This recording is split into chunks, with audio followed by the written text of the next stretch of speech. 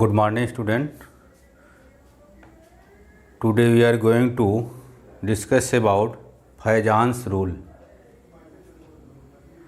According to this rule, some covalent compound have ionic character and some ionic compounds show covalent character.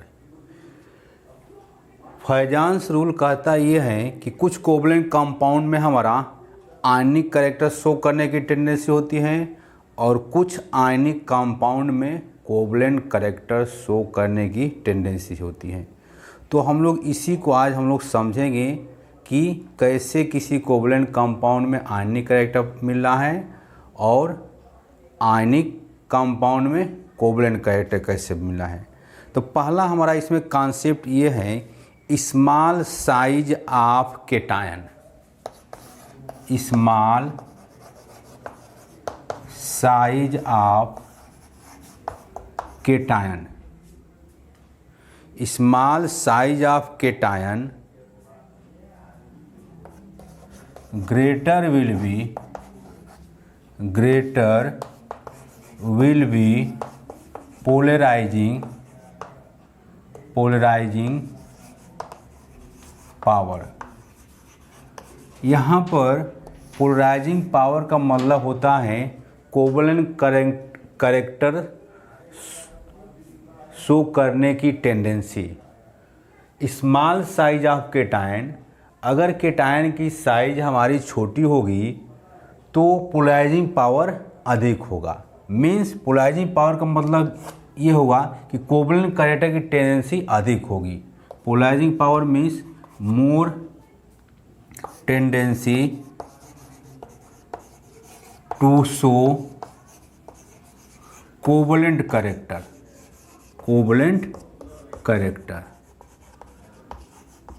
पहला concept Fajans का है कि जिस cation की size छोटा होगा उसमें कोवलेंट कैरेक्टर की टेंडेंसी अधिक होगी। तो आइए एक एग्जांपल के द्वारा इसको हम लोग समझा जाए कि जैसे हम यहाँ पर एग्जाम्पल के तौर पर हम LiCl ले लिया, उसके बाद NaCl ले लिया और KCl ले लिया। हमारे पास 3 कंपाउंड हैं, lithium chloride, sodium chloride and potassium chloride. तो अगर इन सभी कंपाउंड को अगर आयनों में तोड़ेंगे तो Li प्लस हो जाएगा, Cl माइनस होगा, Na प्लस होगा, Cl minus, K plus and Cl minus. तो आइए देखा जाए, ये केटायन है, ये भी केटायन है और ये भी केटायन है। तो लिथियम, सोडियम और पोटेशियम जो केटायन है, इस केटायन में सबसे कम साइज या स्मॉल साइज हमारा Li प्लस का है। तो इसलिए लिथियम क्लोराइड में पोलराइजिंग पावर अर्थात कोवलेंट कैरेक्टर की टेंडेंसी अधिक होगी। तो अगर हम इंक्रीजिंग आर्डर कोवलेंट कैरेक्टर का अगर लिखा जाए तो LiCl is very so covalent character and less हमारा किस में होगा तो KCl में होगा। तो पहला कॉन्सेप्ट यह है कि किसी केटायन की साइज छोटी तो उसमें कोवलेंट कैरेक्टर अर्थात पोलराइजिंग पावर अधिक हो जाएगा। पोलराइजिंग पावर का मतलब ये होता है कि the power of cation to polarise the anion is known as polarising power. The power of cation to polarise the anion is called as polarising power. जिसमें पोलराइजिंग पावर अधिक होगा उसमें कोवलेंट कैरेक्टर की टेंडेंसी अधिक होगी। दूसरा concept ये है कि larger charge on the cation, larger charge on the cation, larger charge the cation, more will be polarizing power। Second, larger charge the cation, larger charge the cation greater will be polarising power, greater will be polarising power मतलब PP, polarising power हो जाएगा। Example अगर हम ले यहाँ पर तो NaCl, उसके बाद MgCl2 और AlCl3, हमारे पास 3 कंपाउंड हैं, सभी ये आयनिक कंपाउंड ही हैं। अब इसमें देखा जाए लार्जर चार्ज दी केटायन, जिस केटायन पर ज़्यादा चार्ज होगा, जैसे Na प्लस है, यहाँ पर Mg2 प्लस है, यहाँ पर Al3 प्लस है, तो इस पे हमारा ज़्यादा चार्ज है, तो सबसे अधिक कोवलेंट कैरेक्टर की टेंडेंसी हमारी एल्युमिनियम क्लोराइड में होगा। तो ये सीक्वेंस होगा इंक्रीजिंग आर्डर का, इंक्रीजिंग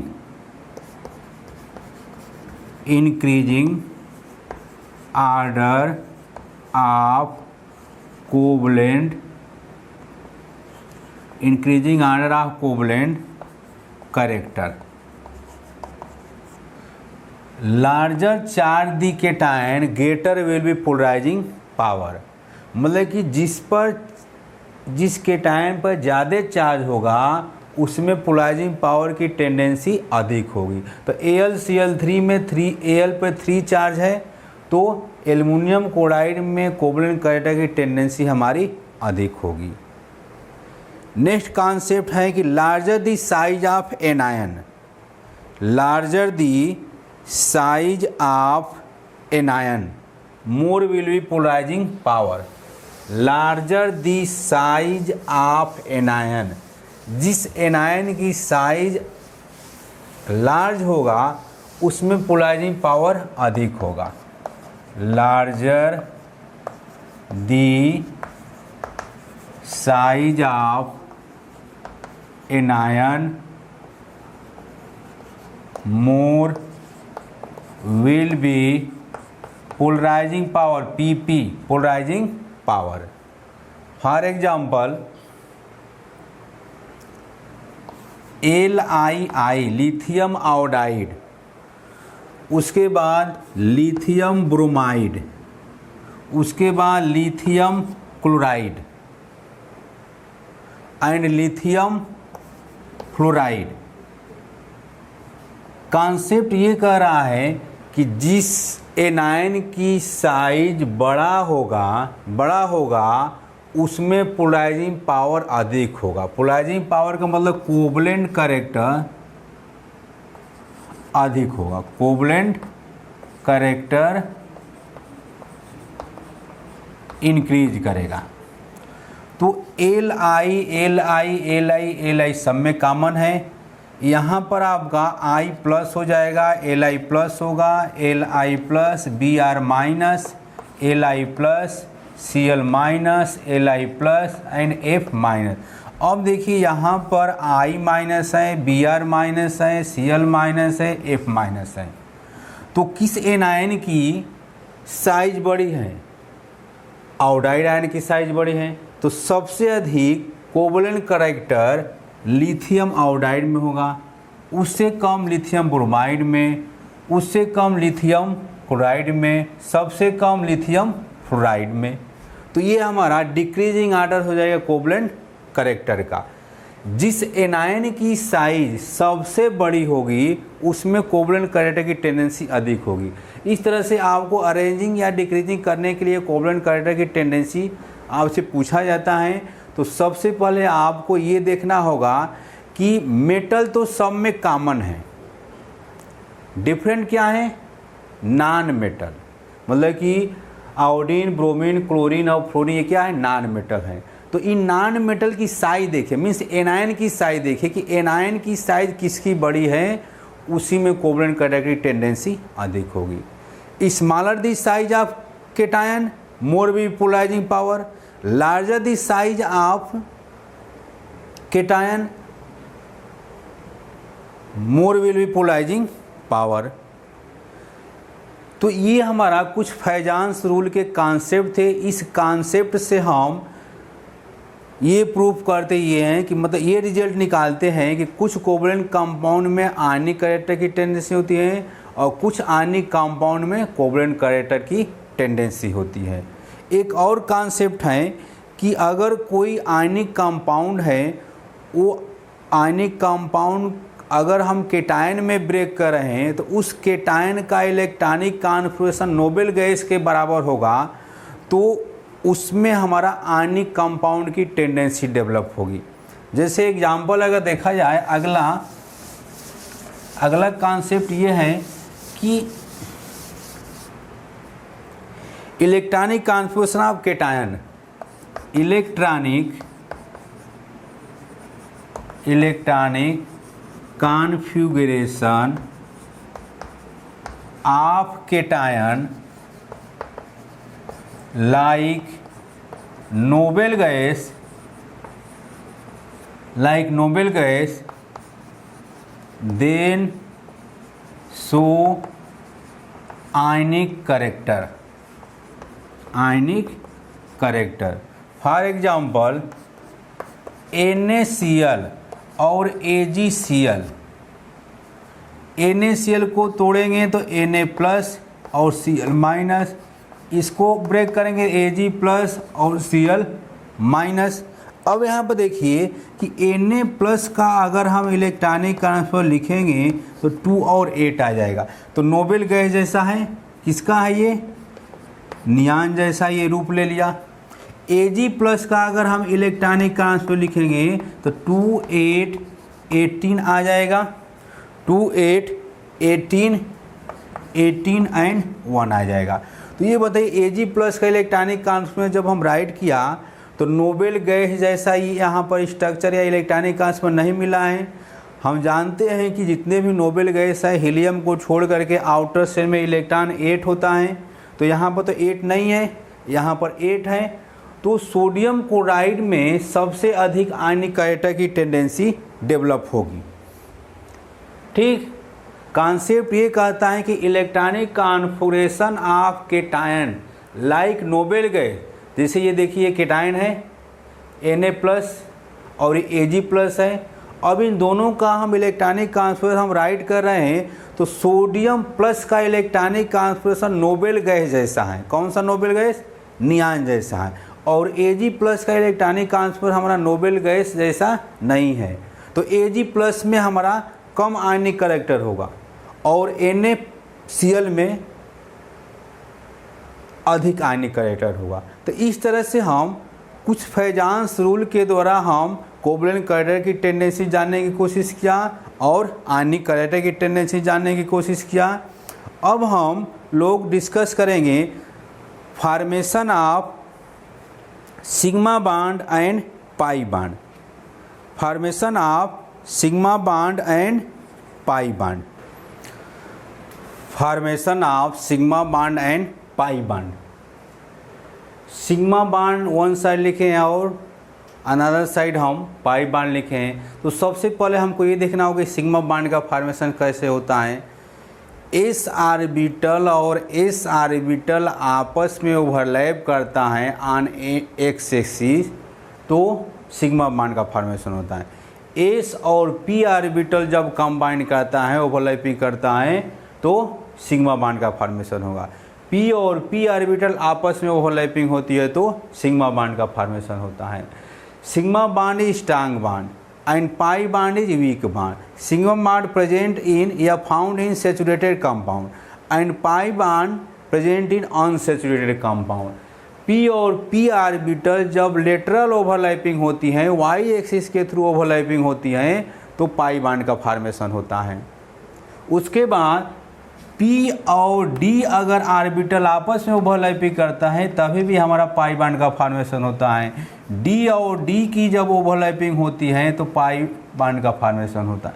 तो ये हमारा फॉर्मेशन है। ओवरलैपिंग देखा जाए कि कैसे होता है। सिग्मा बॉन्ड का फॉर्मेशन करने के लिए S प्लस S, तो S ऑर्बिटल का शेप हम लोग जानते हैं कि सर्कुलर होता है। 1s ऑर्बिटल है, फिर उसके बाद एक और s ऑर्बिटल हम यहाँ पर ले लिया। ये दोनों ऑर्बिटल अगर आपस में इस तरह से यहाँ पर ओवरलैपिंग करेगा तो ये हमारा बनेगा क्या, सिग्मा बॉन्ड। इस ऑर्बिटल में एक इलेक्ट्रॉन है, इसमें भी एक ऑर्बिटल है, इसमें भी 1 इलेक्ट्रॉन है, दोनों ओवरलैप करेगा तो इसमें हमारा 1 पे इलेक्ट्रॉन का फॉर्मेशन करेगा। इसको हम इस तरह से हम बना दे रहे हैं।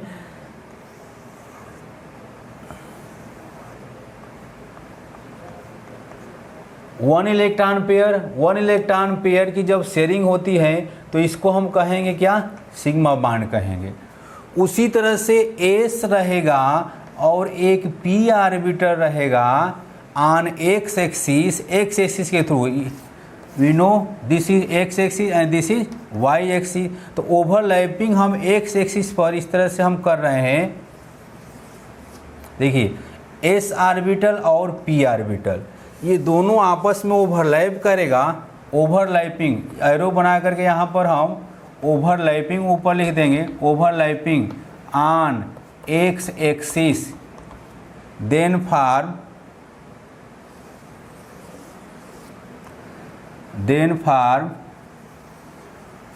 Sigma bond. यहाँ पर हमारा इसमें एक 1 इलेक्ट्रॉन है, यहाँ भी हमारा 1 इलेक्ट्रॉन है, तो दोनों इलेक्ट्रॉन आपस में ओवरलैप करके ये बना देगा क्या, सिग्मा बॉन्ड बना देगा। सिमिलरली पी ऑर्बिटल और पी ऑर्बिटल की जब ओवरलैपिंग होगा, पी ऑर्बिटल का शेप कैसा होता है, डंबल होता है। ये दो पी ऑर्बिटल को आपस में हम क्या कर रहे हैं, ओवरलैप करा रहे हैं। एक यहाँ इलेक्ट्रॉन है, एक यहाँ इलेक्ट्रॉन है, इस साइड प्लस इस side minus, plus and minus. अब ओवरलैपिंग ऑन एक्स एक्सिस, वो आपस में ओवरलैप करेगा 2p ऑर्बिटल, तो ये बनाएगा आपका सिग्मा बॉन्ड बनेगा। इस तरह से ओवरलैपिंग हमारी हो गई तो यहाँ पर हमारा 2 इलेक्ट्रॉन आ जाएगा, मीन्स ये सिग्मा बॉन्ड का फॉर्मेशन हो गया। तो एस और एस आपस में ओवरलैप किया, सिग्मा बॉन्ड बनाया। एस प्लस पी आपस में ओवरलैप किया, सिग्मा बॉन्ड बनाया। पी प्लस पी आपस में ओवरलैप किया, सिग्मा बॉन्ड बनाया। उसके बाद अगर पी ऑर्बिटल की lateral overlapping means Y axis के थ्रू इस तरह से अगर ओवरलैपिंग होता है तो इसको हम बोलते हैं, क्या बोलेंगे इसको, पाई बॉन्ड बोलेंगे, पाई बॉन्ड। ये हमारा पाई बॉन्ड कहलाएगा, ये पाई बॉन्ड कहलाएगा। तो पी ऑर्बिटल की ओवरलैपिंग अगर वाई एक्सिस के थ्रू या लेटरल ओवरलैपिंग होती है, लेटरल मतलब कि पार्शियल ओवरलैपिंग होती है, तो पाई बॉन्ड का फॉर्मेशन होता है। सिग्मा और पाई बॉन्ड का फॉर्मेशन तो हम ऑर्बिटल के थ्रू एस पी और डी के थ्रू अगर देख लिया। अब देखा जाए इसमें कि सिग्मा और पाई बॉन्ड हमारा सैचुरेटेड कंपाउंड में सिग्मा बॉन्ड प्रेजेंट रहेगा और अनसैचुरेटेड कंपाउंड में हमारा पाई बॉन्ड प्रेजेंट रहता है। Sigma bond is more stronger than pi bond. Sigma bond जैसे आप एग्जाम में पूछा जाता है, जैसे यहाँ पर एक हम कंपाउंड दे दिया organic compound C2H4, how many sigma bond and pi bond present, तो इसका हम बॉन्ड स्ट्रक्चर बनाएंगे। बॉन्ड स्ट्रक्चर बनाना हम लोग सीख चुके हैं, ये हमारा बॉन्ड स्ट्रक्चर है। तो सिंगल बॉन्ड को ध्यान दीजिए, सिंगल बॉन्ड हमारा सिग्मा बॉन्ड कंसीडर किया जाता है, और जब डबल बॉन्ड रहेगा तो डबल बॉन्ड में एक पाई होता है और एक सिग्मा होता है। अब यहाँ पर देखिए, single bond consider sigma bond, single bond consider sigma bond, single bond consider sigma bond, single bond sigma bond. यहाँ पर डबल बॉन्ड है तो 1 पाई एंड 1 सिग्मा, तो टोटल सिग्मा बॉन्ड की संख्या 1 2 3 4 5, तो sigma bond is equal to 5 and pi bond is equal to 1। तो इस तरह से हम कोई कंपाउंड दिया रहता है, उसमें पूछा जाता है कि how many sigma bond and pi bond are present in following compound. जैसे अगर एक और एग्जाम्पल हम लोग लें, एक एग्जाम्पल एक और हम ले रहे हैं, C2H2 ले लिया, इसका नाम क्या है, इथाइन नाम है। कॉमन नेम हम लोग पढ़ते एसिटिलीन, कार्बन कार्बन के बीच में सिंगल बॉन्ड ट्रिपल बॉन्ड। और ये single bond. Single bond is consider sigma bond, sigma bond. अब यहाँ पर ध्यान दीजिए, अगर ट्रिपल बॉन्ड रहता है तो 2 पाई होता है, ऊपर नीचे पाई और बीच में सिग्मा। यहाँ पर देखिए ये पाई होगा, ये पाई हो गया, बीच में sigma bond. How many sigma bond? तो 3 sigma bond. How many pi bond? 2 पाई। 3 और 2 पाई किस में प्रेजेंट होगा? तो इथाइन में प्रेजेंट हो जाएगा। तो इस तरह से हम सिग्मा बॉन्ड और पाई बॉन्ड को हम कैलकुलेट करते हैं। आइए देखा जाए एक और कंपाउंड, हम थोड़ा सा इससे कॉम्प्लिकेटेड ले रहे हैं। अगला हम बेंजीन रिंग बना रहे हैं। बेंजीन रिंग में अगर देखा जाए कि बेंजीन रिंग में हमारा कितने सिग्मा कितने पाई है।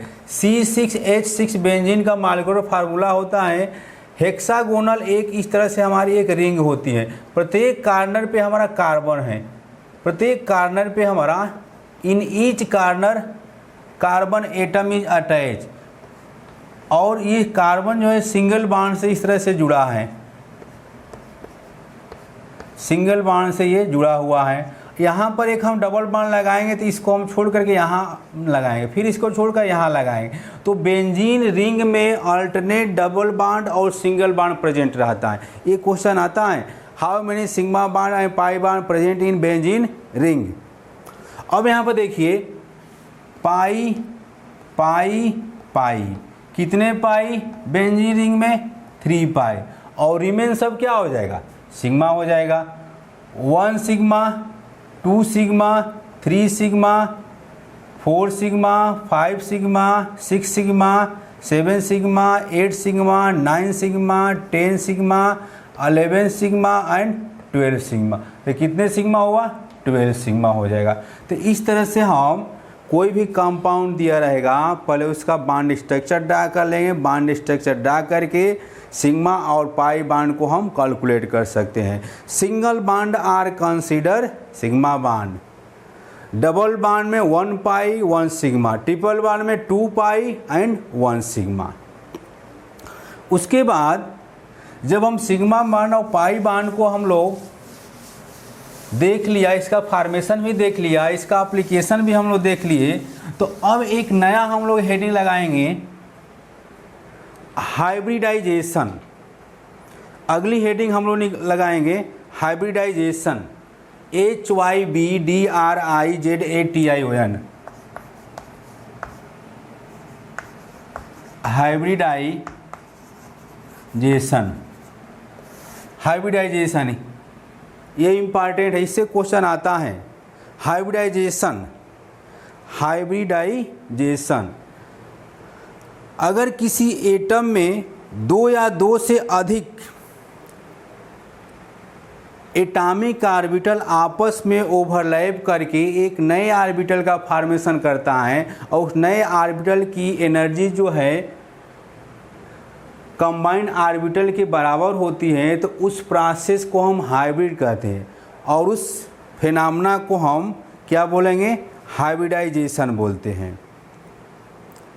Mixing of 2 or more orbital to find new orbital and new orbital is equal energy। Hybridisation को हम लोग डिटरमाइन करेंगे या डिफाइन हम लोग करेंगे। Hybridisation is defined as mixing and redistribution of energy among the atomic orbital is known as hybridisation. Mixing and redistribution, mixing and redistribution, mixing and redistribution of energy, of energy among the atomic orbital. Atomic orbital को हम AO से भी दिखाएंगे, AO से। Mixing and redistribution of energy among the atomic orbital is known as, क्या कहेंगे इसको? Hybridisation बोलेंगे, hybridisation. Sigma bond sigma bond are considered to determine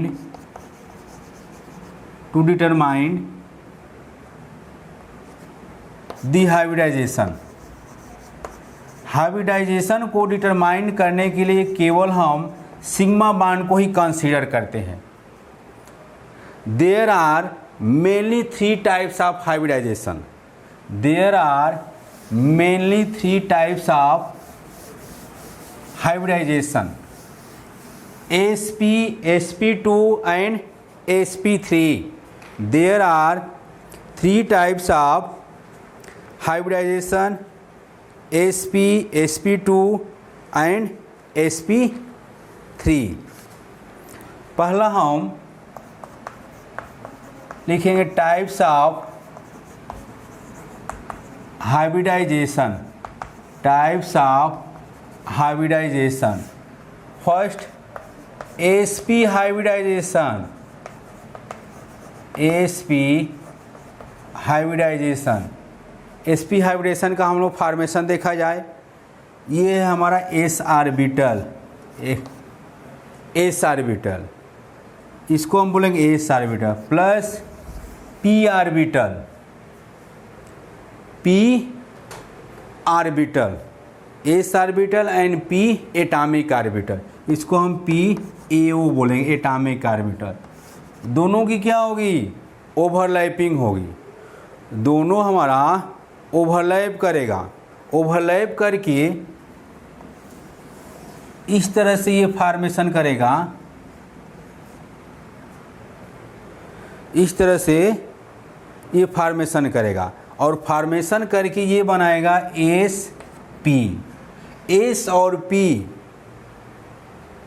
दो ऑर्बिटल आपस में ओवरलैप किया, एक नए ऑर्बिटल का फॉर्मेशन किया। नए ऑर्बिटल का नाम क्या है? sp है। इस sp ऑर्बिटल की भी एनर्जी इसी के बराबर होगी। तो नया ऑर्बिटल का फॉर्मेशन हो रहा है हमारा क्या? sp हाइब्रिडाइजेशन कहेंगे इसको। अब इसमें ये प्लस है, ये माइनस है, इसको हम कहेंगे बिगर लोब कहेंगे, बिगर लोब, बिगर लोब कहेंगे। ये छोटा सा जो बनाए हैं इसको हम स्मॉलर लोब कहेंगे, स्मॉलर लोब पढ़ा जाता है। बिगर लोब है ना, स्मॉलर लोब। अब ये एंगल हमारी हो जाती है कितनी? 180 डिग्री हो जाता है। सिमिलरली नेक्स्ट हम sp2 hybridisation, sp2 when 1 s orbital and 2 p orbital. ध्यान दीजिए, एक s ऑर्बिटल रहेगा और दो ठे क्या रहेगा? p orbital, px and py, दोनों कंबाइन करेगा ये, तो sp2 हाइब्रिडेशन का फॉर्मेशन करेगा। 1 s orbital and 2 p orbital, यहाँ पर हमारा 2 p एटॉमिक ऑर्बिटल है और ये s एटॉमिक ऑर्बिटल है। दोनों ओवरलैप किया है। कौन सा हाइब्रिडेशन बना है? sp2 बना। Similarly 1 s orbital, 3 p orbital, px, py and pz overlapping to each other to form sp3। उसी तरह से s plus 3p, px, py, pz and dxy क्या बना देगा? sp3d बना देगा। Similarly sp3d2 and so on. तो there are types of hybridisation sp, sp2 and sp3। Hybridization हम कंसीडर करने के लिए केवल हम सिग्मा बॉन्ड को ही कैलकुलेट करते हैं। तो आइए कैसे हम जानेंगे कि sp होगा, कैसे जानेंगे sp2 होगा, कैसे जानेंगे sp3 होगा। तो if sigma bond is equal to 2, तो then hybridisation is sp। If number of sigma bond present in molecule is equal to 2, तो क्या कहेंगे इसको, sp हाइब्रिडाइजेशन बोलेंगे, sp हाइब्रिडाइजेशन कहेंगे, sp हाइब्रिडाइजेशन कहेंगे। अगर सिग्मा बांड की संख्या 3 है तो हम क्या इसको पढ़ेंगे, sp2 हाइब्रिडाइजेशन बोलेंगे। इफ सिग्मा बांड की संख्या 4 रहेगा तो sp3 होगा। देखिए यहाँ पर ज्योमेट्री हम ध्यान दे रहे हैं कि sp हाइब्रिडाइजेशन की ज्योमेट्री हमारी लीनियर होगी। इसकी क्या होगी, लीनियर, और एंगल हमारी 180 डिग्री होती है। इसका क्या होगा, टेट्राहेड्रल होता है, ट्राईएंगुलर होता है। एंगल हमारी 120 डिग्री होती है। और sp3 का ज्योमेट्री हमारी होती है टेट्राहेड्रल होता है। ज्योमेट्री हम लोग को याद करना पड़ेगा। एनसीईआरटी में टेबल बनाया हुआ है, sp का कौन सी ज्योमेट्री होती है, sp2 का, sp3 का, sp3d का, sp3d2 का एंड सो ऑन। तो ज्योमेट्री एनसीईआरटी में टेबल बनाया है, उससे हम ज्योमेट्री हम लोग लर्न कर लेंगे। हम यहाँ पर हाइब्रिडाइजेशन फाइंड करने के लिए हम जनरली जो भी मालिक्यूल रहेगा उसमें सेंट्रल एटम का हम हाइब्रिडाइजेशन काउंट करते हैं। तो हाइब्रिडाइजेशन को डिटरमाइन करने के लिए केवल सिग्मा बांड को काउंट करते हैं। अगर सिग्मा बांड की संख्या 2 रहेगा तो sp होगा, 3 रहेगा तो sp2, 4 रहेगा तो sp3, सिग्मा बांड की संख्या 5 रहेगा तो sp3d हो जाएगा, सिग्मा बांड की संख्या 6 रहेगा तो sp3d2 हो जाएगा एंड सो ऑन। अब देखा जाए एक एक एग्जाम्पल लेकर के। अब देखिए कि जो कंपाउंड है इनऑर्गेनिक कंपाउंड और ऑर्गेनिक कंपाउंड, तो इनऑर्गेनिक कंपाउंड के लिए हाइब्रिडेशन फाइंड करने के लिए अलग कॉन्सेप्ट है और ऑर्गेनिक कंपाउंड के लिए हाइब्रिडेशन फाइंड करने के लिए अलग कॉन्सेप्ट है। तो ऑर्गेनिक कंपाउंड के लिए हम स्ट्रक्चर बना करके हम काउंट करते हैं कि कौन सा हाइब्रिडाइजेशन है। जैसे अगर मान लीजिए हम दिए थे इथाइन, इस तरह से एक हम कंपाउंड लिखे हैं C2H2 जिसको हम एसिटिलीन या इथाइन बोलते हैं। तो इसका पहला कार्बन ये है, दूसरा कार्बन ये है। इसका IPAC नेम होता है इथाइन और कॉमन नेम होगा acetylene, ACETELENE, acetylene, sorry acetylene है, एसिटिलीन। पहले कार्बन और दूसरे कार्बन पे हमको हाइब्रिडेशन डिटरमाइन करना है। तो हाइब्रिडेशन डिटरमाइन करने के लिए हमको क्या चाहिए, सिग्मा बांड चाहिए। तो आइए देखा जाए, इस कार्बन पे सिग्मा बांड 1 है, इधर आपका 2 पाई है और ये सिग्मा। ये जो सिग्मा बांड है ये दोनों कार्बन में काउंट किया जाएगा। तो इस कार्बन पे सिग्मा बांड की संख्या देखिए 1 एंड 2, तो सिग्मा बांड की संख्या 2 रहता है तो कौन सा हाइब्रिडेशन होगा, sp हो जाएगा। तो this carbon is hybridise sp। Similarly अब इस पर चलिए 1 सिग्मा एंड 2 सिग्मा, तो this carbon is also hybridise sp। Shape क्या हो जाएगा, लीनियर हो जाएगा। सिमिलरली ये C2H4 है तो C2H4 का स्ट्रक्चर बनाइए, कार्बन कार्बन के बीच में डबल बॉन्ड, इधर आपका 2 hydrogen 2 hydrogen, 1 carbon and 2 carbon. दोनों कार्बन पे हाइब्रिडेशन हम लोग देखा जाए 1 सिग्मा 2 सिग्मा पाई सिग्मा। तो इस कार्बन पे सिग्मा बॉन्ड कितना है, 1 2 3, तो this carbon is hybridise sp2। अगर सिग्मा बॉन्ड हमारा 3 रहेगा तो हाइब्रिडेशन कौन सा होगा, sp2 हो जाएगा। And this carbon is also hybridise sp2 हो जाएगा। तो हम ऑर्गेनिक कंपाउंड में स्ट्रक्चर ड्रा करेंगे, बॉन्ड स्ट्रक्चर ड्रा करेंगे। बॉन्ड स्ट्रक्चर जब ड्रा कर लेंगे तो उसमें सिग्मा बॉन्ड को देखेंगे, किन किन कार्बन पर कितने सिग्मा बॉन्ड है। अगर 2 सिग्मा है तो sp3 रहेगा तो sp2, 4 रहेगा तो sp3 होगा। एक और एग्जांपल देखा जाए sp3 का।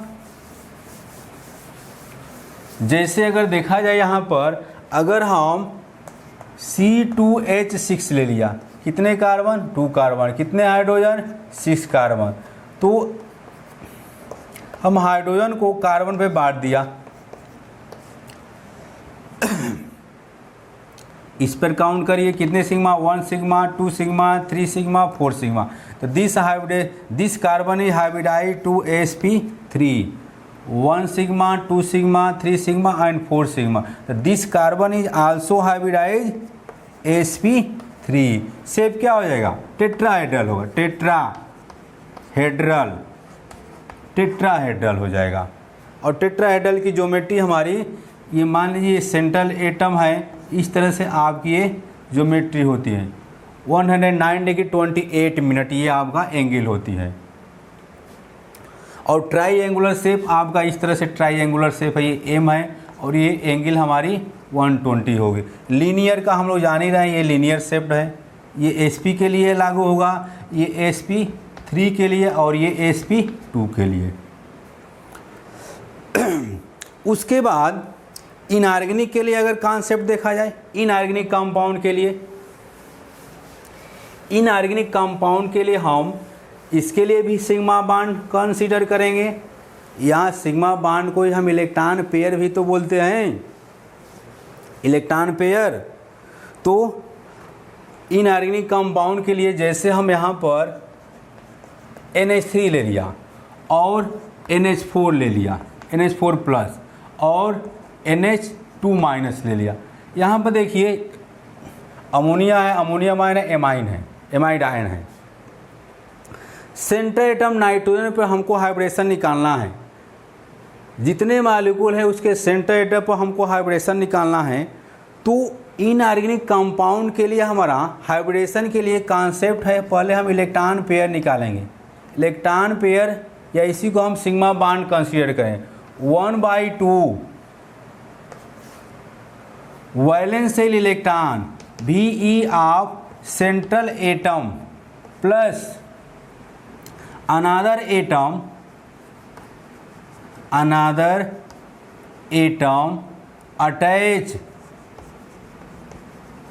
attach with central atom, Ca का मतलब central atom plus minus charge.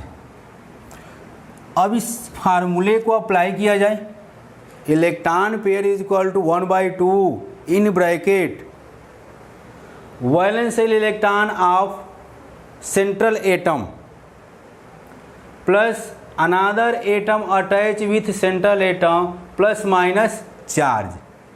आइए देखा जाए, पहले इस मॉलिक्यूल को लिया जाए, electron pair is equal to 1/2 in bracket valence electron of central atom. तो नाइट्रोजन सेंट्रल एटम है, इसका आउटर मोस्ट से इलेक्ट्रॉन कितना होगा, 5 होगा। इस सेंट्रल एटम से जुड़े दूसरे एटम की संख्या कितनी है, 3 है। अब उसके बाद देखिए प्लस माइनस चार्ज, तो क्या इस मॉलिक्यूल पे कोई चार्ज है, नहीं है, तो हम क्या करेंगे, यहाँ पर 0 लिख देंगे। ठीक, तो इसको सॉल्व करेंगे तो 8/2 आएगा, तो क्या आ जाएगा, 4 आएगा। इलेक्ट्रॉन पेयर कितना आया, 4 आया। जब 4 आया तो इसी को तो हम बोलेंगे sp3 बोलेंगे। या सिग्मा बॉन्ड की संख्या 4 आती है तो sp3, या इलेक्ट्रॉन पेयर की संख्या हमारी 4 आएगी तो sp3 हो जाएगा। उसके बाद इसमें देखा जाए NH4 में, NH4 means ammonium ion, valential electron, electron pair इसमें भी निकालें, Ep is equal to valential electron कितना, 5 plus another atom attach with central atom. तो नाइट्रोजन से दूसरे एटम की संख्या कितनी है, 4 है हाइड्रोजन, प्लस माइनस। यहाँ पर बताइए अगर केटायन है प्लस है तो हम इसमें से 1 माइनस करेंगे, अगर 1 प्लस रहेगा तो 1 माइनस कर देंगे। सॉल्व करना है, 1/2 9 - 1 ये हो जाएगा 8/2 देयरफॉर 4। तो ये भी क्या होगा, sp3 ही होगा, ये भी हमारा sp3 हो जाएगा। दूसरा देखा जाए, दूसरे के लिए क्या करेंगे, NH2 के लिए ये फार्मूला लर्न होना चाहिए। इसी फार्मूले पर हमको अप्लाई करना है, सेंट्रल एटम का हाइब्रिडेशन निकालना है। Electron pair is equal to 1/2 valence electron of central atom nitrogen 5, इससे जुड़े हुए दूसरे एटम की संख्या 2, निगेटिव चार्ज है तो क्या करेंगे 1, कितना हो जाएगा 8/2, क्या हो जाएगा 4, तो this is sp3 hybridisation, sp3 हो जाएगा। तो इस तरह से हम हाइब्रिडेशन निकालने का एक जनरल कॉन्सेप्ट हमको मिला। जैसे एक और एग्जांपल ले लें, एक और एग्जांपल ले करके इसको हम ब्रेक कर रहे हैं। उसके बाद हम लोग वेस्पर थ्योरी अगले वीडियो में हम लोग फोकस करेंगे।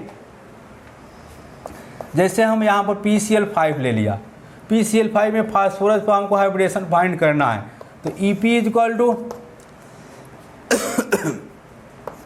1/2 वैलेंस इलेक्ट्रॉन 5, इससे जुड़े ये दूसरे एटम की संख्या 5, कितना हो जाएगा 10/2, यानी क्या हो जाएगा 5, तो क्या होगा sp3d हो जाएगा, sp3d हो जाएगा। सिमिलरली अगर हम यहाँ पर BF3 ले लिया तो BF3 में boron is hybridise to electron pair is equal to 1/2, boron के आउटर शेल में इलेक्ट्रॉन 3, इससे जुड़े हुए दूसरे एटम की संख्या 3, कितना हो जाएगा 6/2, कितना हो जाएगा 3, तो बोरान इज हाइब्रिडाइज टू बोलिए sp2 हो जाएगा। ठीक, एक और एग्जांपल लें BeCl2, beryllium is centre atom, outer most electron of beryllium 2 plus इससे जुड़े हुए क्लोरीन की संख्या 2/2, कितना आ जाएगा 2, दिस इज sp। तो अगर बेरिलियम है इस तरह से हम इधर Cl और इधर Cl कर देंगे तो दिस इज sp हाइब्रिडाइजेशन। अब उसके बाद हम लोग वेस्पर थ्योरी हम लोग अगले वीडियो में हम लोग फोकस करेंगे। देखिए हर मॉलिक्यूल की ज्योमेट्री हमारी दो प्रकार की होती है, एक रेगुलर ज्योमेट्री और इरेगुलर ज्योमेट्री। तो रेगुलर ज्योमेट्री का मतलब होता है कि अगर सेंट्रल एटम पर कोई भी लोन पे इलेक्ट्रॉन ना हो तो रेगुलर ज्योमेट्री होगा, सेंट्रल एटम पर अगर लोन पे इलेक्ट्रॉन प्रेजेंट रहता है तो वो इरेगुलर ज्योमेट्री हो जाती है। मतलब कहने का मतलब एक जनरल और एक मतलब एक सामान्य और एक असामान्य होता है, एक साधारण और एक असाधारण। रेगुलर हमारा क्या है जनरल है और इरेगुलर हमारा क्या है असाधारण है। तो लोन पेयर इलेक्ट्रॉन किसी भी सेंट्रल एटम पर रहेगा तो हमारी इरेगुलर ज्योमेट्री होगी। कहने का मतलब उसमें हमारा लोन पेयर बॉन्ड पेयर का रिपल्सन होगा या बॉन्ड पेयर का रिपल्सन, लोन पेयर का रिपल्सन या लोन पेयर बॉन्ड पेयर। और रेगुलर जो ज्योमेट्री होती है तो उसमें केवल बॉन्ड पेयर ही का रिपल्सन होता है। Thank you.